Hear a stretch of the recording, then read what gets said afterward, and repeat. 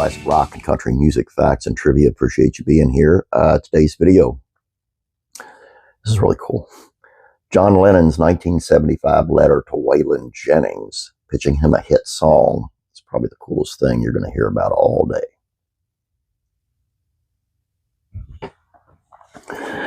What could have been? But anyone knew what a hit song sounded like and knew when it had real potential. I can't imagine they had a better ear than John Lennon. The Beatles' co-founder, vocalist, and guitarist actually once pitched a tune to country music's own icon, Waylon Jennings, after hitting it off with him when they met by chance at the 1975 Grammy Awards in New York. The story of their meeting in and of itself is quite fascinating. As Waylon recalled in a 1996 interview with Terry Gross, that both famous musicians had ideas of what the other one would be like that weren't totally true, based mostly off things they'd heard in the press. Waylon had no idea how funny Lennon was, which he told him that day. He said, I met John Lennon and we were cutting up and everything at one of the Grammy things. And I said, man, you're funny. I didn't know you were funny. I said, I thought you were some kind of madman or something like that. Lennon replied, listen, people in England think you shoot folks. That story stemmed from a recording session early in Waylon's career when he was frustrated with session musicians and how they didn't play with as much passion as he wanted. He brought in a revolver one day and told them, the first guy that I hear using a pickup note, I'm going to shoot his fingers off. Members of the British press happened to be there that day and were somewhat shocked by Waylon's personality and the moment specifically. They ran with it, and his outlaw image only grew overseas even greater than it already was in America. Anywho, Lennon was so fond of Waylon that he took time to write and mail him a letter, seemingly in the context that it accompanied some sort of song you wanted Waylon to record, though I don't know what song that was for sure. It's a pretty short and sweet note, but I think the nature of the first meeting and quite camaraderie definitely comes through very effortlessly. Lennon also went back and had corrected a few spelling errors, including Waylon's name, and apologized for it. And after it was printed out, you can see at the bottom of the page, Dear Waylon, sorry about that. 'Twas good to meet you. Try these on for size. It's a hit.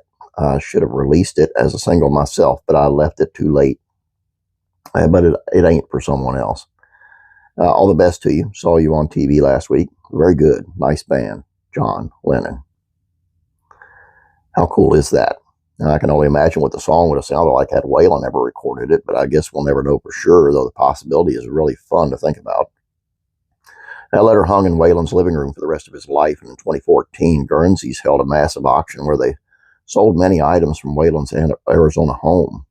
The letter had been referenced once prior in Waylon's 1996 book, Waylon, an Autobiography, where there was a photo of it with no context other than the caption that read, A Beatle Writes. It ultimately sold for $7,500, but in my opinion is a priceless piece of music history that links two music giants and their mutual respect and admiration together forever in a really badass way. I mean, if a member of the Beatles is sending you a hit song to record, you've clearly done something right. I think part of the reason Lennon probably took a quick liking to Waylon is partially because of all the Beatles members were huge fans of Buddy Holly, and he was a huge influence for the Beatles early on in their career.